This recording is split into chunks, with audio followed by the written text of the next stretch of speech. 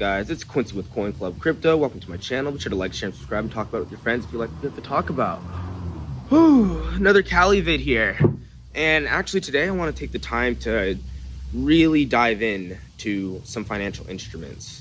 Currencies, traditional currencies, central bank digital currencies, and private stablecoins. So yeah, today we're going to be talking about the future of central bank digital currencies and private stablecoins. And well, what does that really mean for the financial markets? What does that mean for the capital markets? What does that mean for the future of finance? Because this is actually something really cool that's going to occur in the future in regards to, well, in regards to currencies.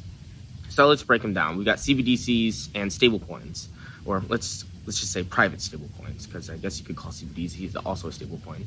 So what are CBDCs? Well, central bank digital currencies are essentially just that. They're just fiat currencies that reside on decentralized ledger technology in order to be able to access payment methods that you otherwise normally would access in US dollars. Now, being able to add this level of technological payments, being interoperable with distributed ledger technologies will essentially allow for people to have a trusted method to make fiat payments on crypto platforms.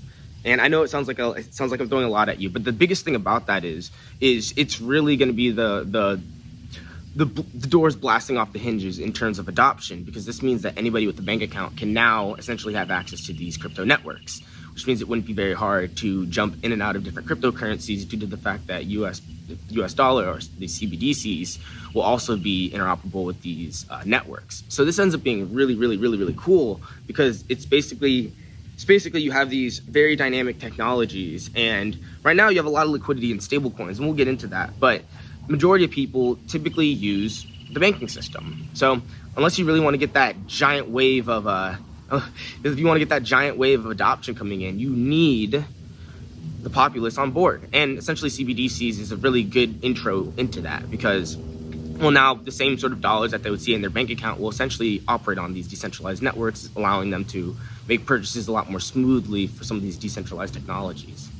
Now, let's talk about stablecoins, or private stablecoins. So the biggest difference between a private stablecoin and a CBDC is a CBDC is going to be issued by some form of government entity, central bank, or even a giant commercial bank that has some sort of license to do so. Now, a stablecoin that's going to end up popping up in the future, and you see a few of these today, like USDC, USDT, Tether. You see a bunch of different other ones too.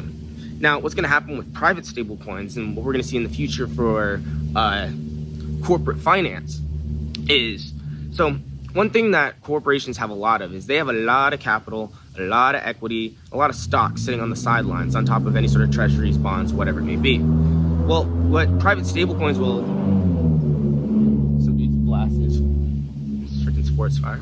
Anywho, so what this allows for companies to do with all of this, let's say, with all of this locked up value packaged up into these different financial instruments, they could actually issue stablecoins that are backed by these forms of value. Now, I already know what you're thinking. You're going, well, isn't that like not very liquid? Like, what can we do about that? See, this is where central bank digital currencies come into play. You see, so you can't really have the liquidity needed to be able to jump in and out of illiquid assets back into currencies unless you have that liquid layer of CBDCs already into play, because that means anybody that otherwise wouldn't have had access to your platform to make payments now instantly do because of CBDCs. Now, the thing that you're able to do because of CBDCs are you're able to essentially issue more capital into the market backed by the assets or equity that you held beforehand, and you're able to use that capital as instant liquidity and then liquidate your assets in regards to provide that liquidity. And what that ends up doing is, if you're a big company and you wanted to, take out a ton of money in cash because you needed it for business operations, there are a ton of different markets to go to get that cash. But it ends up being slow, ends up being expensive, and a lot of businesses spend a lot of time trying to make sure they can maintain their capital requirements in cash so they can make their bills, so they can make their payments. And this fluctuates obviously throughout the year for how busy the business may be. But what ends up happening is what you're able to do is, instead of having to go out and trying to find other forms of capital or liquidate other forms of capital, you can essentially use your own stable coins backed by your equity or backed by your stock, whatever it may be, whatever form of value you may have whatever medium mechanism. You may have some liquidation method in regards to making sure you have the capital reserves to maintain the currency being liquidated. So how this really works is, so you got to remember, even if it's backed by stock, if only 1% of all of those stable coins are being liquidated at any given time, then they only need 1% in capital that are being liquidated from these equities. So it's kind of as long as you can maintain the abstract value backing on top of making sure that you have the liquidity needed for people to be able to liquidate those original assets to maintain the backing for the currency and make sure it's liquid, because you got to make sure that you can convert the equity into a currency, and then that person with the currency is able to go spend it. What you're able to do with all of that is, well, it gives you more possibilities in terms of finance. And I don't even really want to say fundraising, because what it ends up doing is it takes value that they already had locked up and it frees it up for them to be able to use more liquidly by being able to issue their own dollar coins, stable coins. And don't get me wrong, there's probably going to have to be a little middle method for them to be able to maintain this, but it's not anywhere near as crazy as it could be. Now, when it comes to who can issue stable coins and why, there may be licenses, there may be whatever certifications you need, special things you need to pass, whatever it is. But the main gist of it is you're able to provide more capital to the broader markets without essentially having to go out and find that capital. You can use other abstract forms of value that you have to have that capital. And then now that you have that, you don't have to go through all these other different capital raising methods to be able to get money, or not even really money, to have cash to be able to run your business operations. You can automatically take that out of whatever corporate bonds you have, corporate stock, equities, anything that's sitting on the balance sheet of your company can now be collateralized with a stable coin issued by you. So this ends up being really, really, really, really cool. So, well, what does this mean for kind of the broader markets? Does that mean there's going to be like private companies with their own private dollars in a sense? And it's not really that at all. It's quite interesting. So the CBDCs will be just like the way we look at dollars now. It's just a different way of how we keep the accounting for them. So as of right now, when banks have to keep track of money, each bank is really siloed in regard to what money they're keeping track of. So it's great for all the big banks to be able to kind of communicate with each other, because they can see, okay, I have this much money, and I owe this bank this much money, and I owe this bank this much money, and we can all sort of be collaborative.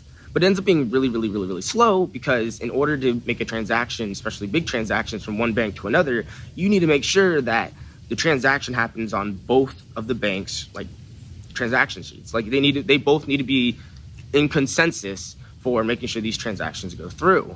Now, on a one-on-one basis, that's not a big deal. But if you're trying to hook hundreds of banks to hundreds of other banks for free access to liquidity, free access to trade, and it's not that it's not possible, it ends up being slower and slower and slower due to the amount of silos that there are. So what central bank digital currencies do is it basically puts everybody on the same database. That's really what it does. Puts everybody on the same database in regards to currency, and they're able to keep track of it based off that. So instead of having to sort of report to each other who has what, who owes what, blah, blah, blah, they can essentially review the blockchain in regards to all transactions that are going on, and all IOUs that need to be paid at a later date. So it ends up being really great, because now you can get instant payments with instant consensus without having to go through these complex processes of trying to, get that siloed data and then making sure that your transaction is reflected on their sheet and their transaction is reflected on your sheet, and then making sure everything's good. And that's the thing, simple mistakes can cost banks millions of dollars because of a simple mistake. And that's not even the biggest problem with it, but the biggest problem really is, it's slow. And this essentially streamlines it to the point where anybody in the economy can have access to anybody else in terms of capital, because of this consensus mechanisms in regards to the US dollar, and because these banks don't essentially have to get consensus with each other for transactions. It's all on the blockchain. So that's what CBDCs. What about those private currencies? That means I'm going to have like a private dollar? Well, what's going to end up happening is these private currencies aren't even really dollars. They are just a value token paired to the dollar. And you may go, well, isn't that a dollar? Well, it's technically not, but because it can hold its value as a dollar because it's backed by some form of equity, because it can hold its value to the dollar because it's backed by some form of equity. You're essentially able to hold the nominal value of a piece of that equity in a token in order for somebody to hold it. And then when they go to redeem it, well, it really just comes down to, is the person that they're going to redeem it with going to accept this makeshift dollar, or are they going to have to do essentially almost like a liquidation on demand for actual US dollars? And they could go through the original, I guess you could say token provider for their stablecoin. They could go through third parties. It may be a tiny fee, whatever it may be. But the whole point of it is private entities can now hold nominal value in the form of dollar tokens without them essentially having to hold the legal right to hold dollars. And you may be going like, what's the point of all of that though? Like, wouldn't that be like printing money? And it's like, not really. It's really just another way of expressing value. And what it ends up doing is it takes that abstract value of abstract assets and it makes it more of a liquid value in cash. So you're able to take really abstract value objects and be able to treat them almost like cash with your dollar coins. And then there are processes in between when it comes to who will accept it, what transactions would you have to make for back into CBDCs and all that. And this can go worldwide too.